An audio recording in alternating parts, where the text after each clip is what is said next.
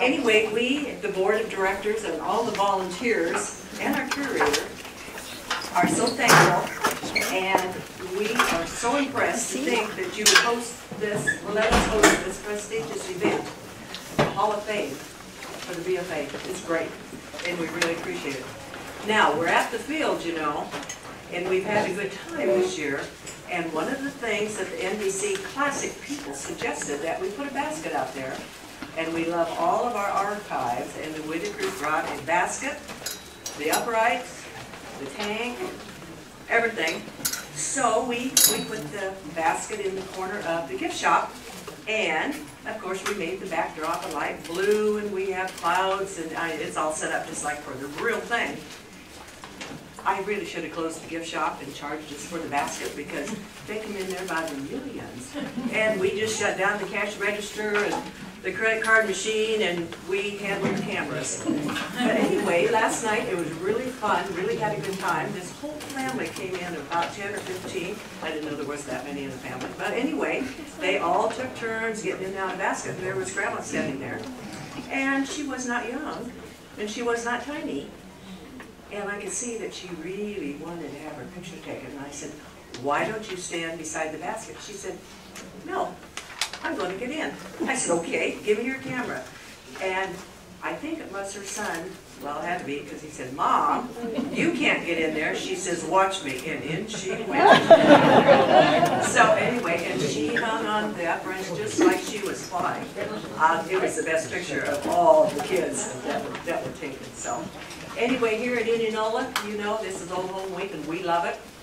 We appreciate the BFA. We appreciate all you pilots and all the items that you donate to the museum.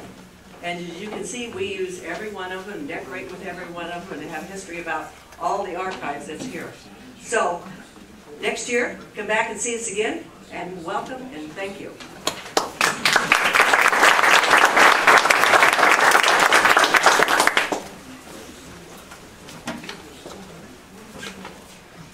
I'm so glad you're here, because this is going to be a great Hall of Fame. We have a lot of history here. We have a lot of ballooning power, a lot of hot air, and we're going to have, you guys are going to hear some great stories. We've got people who have, the Madoc family is here, and one gentleman flew all the way from Hawaii just to be here in Iowa to be human. So, Connie Wolf has this lady, the more I read about her, the more I think we'd have been good friends. Because she had this attitude, I want to do this, and she did it. And there's a lot of she did it's in this story. So, glad you're here, welcome, and ta-da, Ken Walter.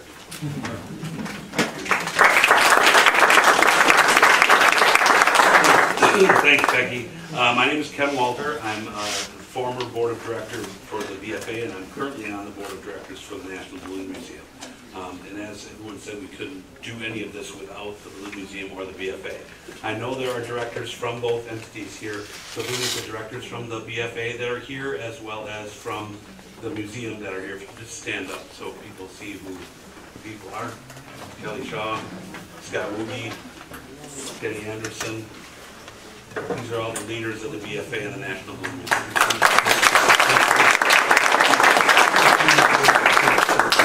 First up today we have the Ed Yost Master Pilot Award presentations.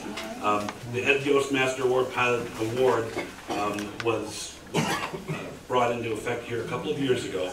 It recognizes the efforts of any lighter-than-air pilot who has maintained safe flight operations for more than 40 years. The BFA recognizes those people and how they've demonstrated their professionalism, skill, and aviation expertise to maintain 40 years of safe flight as active pilots.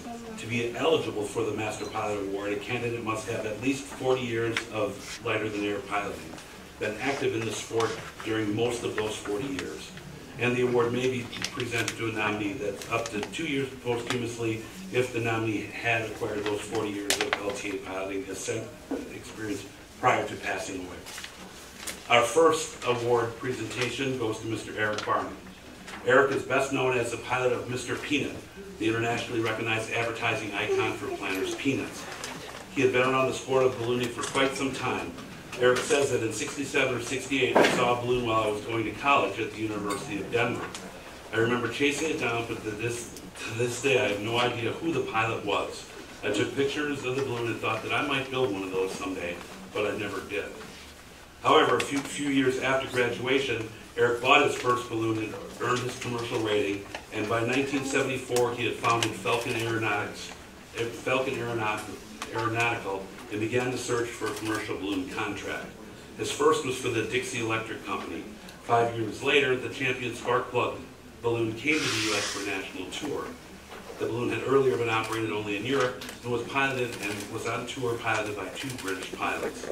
With their headquarters being in Toledo, Champion's chief pilot approached Eric and asked if he could help. And he said, yeah, heck yeah, I've got a lot of fun running around the country in their private jets, scouting out launch sites and landing sites for various venues where this balloon was to appear. The tour was a success, and 2 years later, one of the two pilots turned up in Toledo to do a tether to celebrate the merger of Standard Brands and Nabisco. Standard Brands had 2 Mr. Peanut balloons in Europe. One had been sent over for this party and was planned to retire it afterwards. Failing to interest planters in any future use of the balloon, the British pilot decided to leave the U.S. and turn to Eric for help. Well, I called him up and told him I was very experienced in special shaped balloons and that he should consider putting the balloon to work. And you must know that at that time, Eric had made 1 flight in the Champion spark plug. Hardly the stuff resumes are made from, but it's an understandable boast because, you see, Eric's 3rd great uncle was none other than the great showman and promoter P.T. Barnum. After much discussion, Barnum and Mr. Peanut appeared at a golf tournament where most of the corporate hierarchy was in attendance. This led to a second golf course appearance for Eric and Mr. Peanut. And then they joined a few other shapes in October of '83 for an appearance organized by Tucker Comstock for the show That's Incredible. Incredible it was. This early special shape gathering netted a quarter-hour prime time national television exposure, and that's all it took for planters to sell planters. Mr. Peanut and Eric Barnum were on tour then after that for many, many years. Eric said that flying the pint-sized Mr. Peanut with barely 42,000 cubic foot of lift offered special challenges. His first concern, as always, was that he had a very limited range. I've only got 1 hour and 15 minutes flying time out of the fuel on a 70-degree day. So whenever you take off your first opportunity to land, you take it, even if you've only flown for 10 minutes. The other major concern is it comes down extremely fast. All you have to do is lay off the burner and you're descending. You rarely have to use the vent. Sounds very similar to our racers today. It has that same kind of real narrow shape. The Peanut program averaged between 6 and 10 events per year, and in 1995 it had its most active season with over 20 events that they attended. Even now, Eric has not shied away from balloons. He continues to sell rides and offer instruction. He's also a designated flight examiner. In '73 is when he bought his, or '75 is when he bought his first balloon from Denny Floden, and got his instruction there as well. '75 he earned his commercial lighter than air certificate and sold his first contract in '75. He was also the Fiesta Division Balloon Meister at the U.S. Nationals from '79 to '81. He currently owns a Cameron C60 and a 1967 Raven Valcoon S40A, which is, I believe, the one that he rebuilt. That's the one that he rebuilt. He's still an action prevention counselor. He operated and managed a fleet of special shaped balloons through 1999. On the BFA, he served as a National Safety Committee chair from 1982 to 85. A hot air balloon pilot examiner from 76 to 96. He's competed in over 100 events throughout the country, almost every state in Canada. He has a master instructor rating, the level 7 pilot, championship director, as I said, for the U.S. National Fiesta Division, and continues to hold his private single and multi-engine, single-engine seaplane, 3,000 hours total time, glider, commercial pilot, lighter than air, and well over 14 hours total time. In fact, he flew here in his plane from Oshkosh. I believe he came away from Oshkosh. Very accomplished pilot, and I'm proud to award Ed Yost Master Pilot Award to Eric Barnum.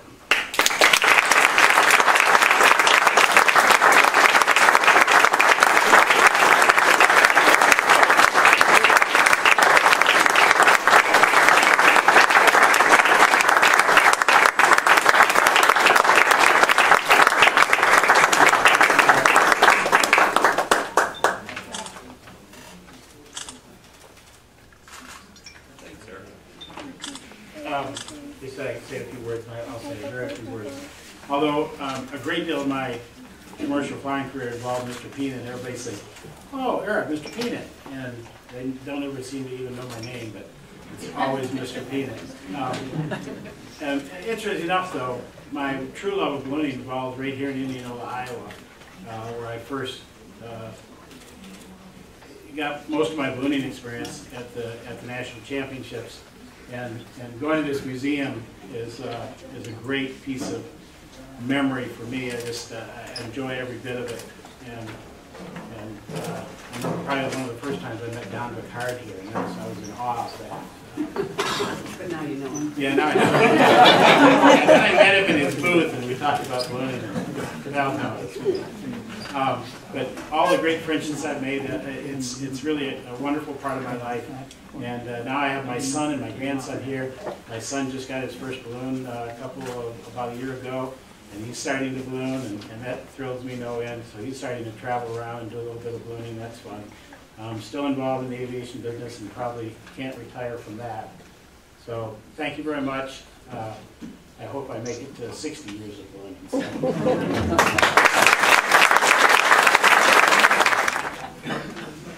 All right, our next Ed Yost Award recipient is Jim Neill. Jim Neill, I've personally known for my entire ballooning career. He flies in the area of northern Illinois and Wisconsin quite a bit. He's attended many of the events, same events that I attended. He's been flying since 1976 and has over 1,200 hours, somewhere in there, that he's got logged as a hot air balloon pilot in command.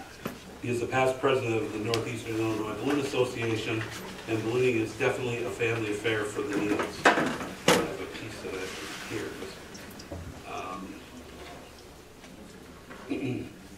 Many of you are familiar with Jim Neill, and you can see his balloon right behind us here in a display here of Fantasia. It was his first, I believe, his first balloon that he had designed, and it's the first artwork balloon that Tracy Arms built at the Balloon Works. And it really does show the essence of life for the Neill family. Like I said, Jim's an accomplished pilot, and his son Kelly is also a balloon pilot and a balloon builder. They both have built their own balloons, and his daughter Kim is also a balloon pilot, and she's here competing at the Nationals, at the National Balloon Classic along with Jim.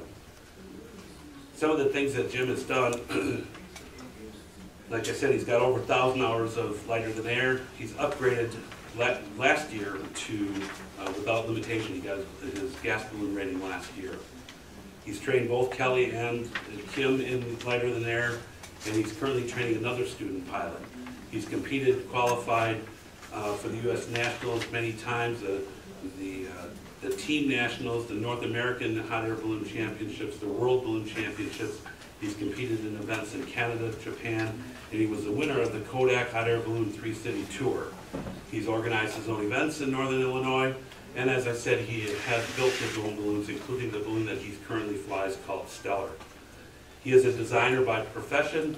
He has designed the BFA logo, the BFA flag, and various other printed materials. He designed the past FAIA ballooning brochure, and he designed the initial BFA Pilot Achievement Awards Program Certificate and pin. He's designed past National Hot Air Balloon Championship medals. So not only is he a very accomplished pilot, he's a very accomplished artist as well. And it's my honor to present Jim Neill with the Ed Yost Master Pilot Award.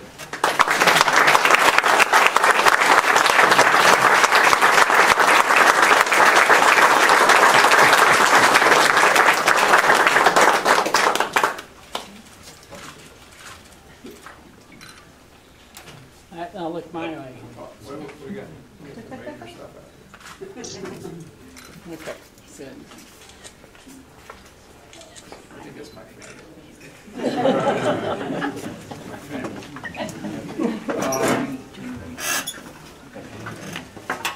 any pilot knows that you can't do this without a crew.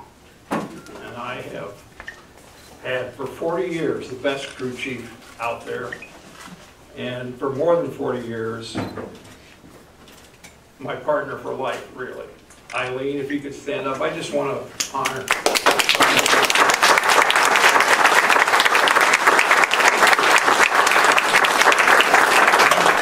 And from the beginning, this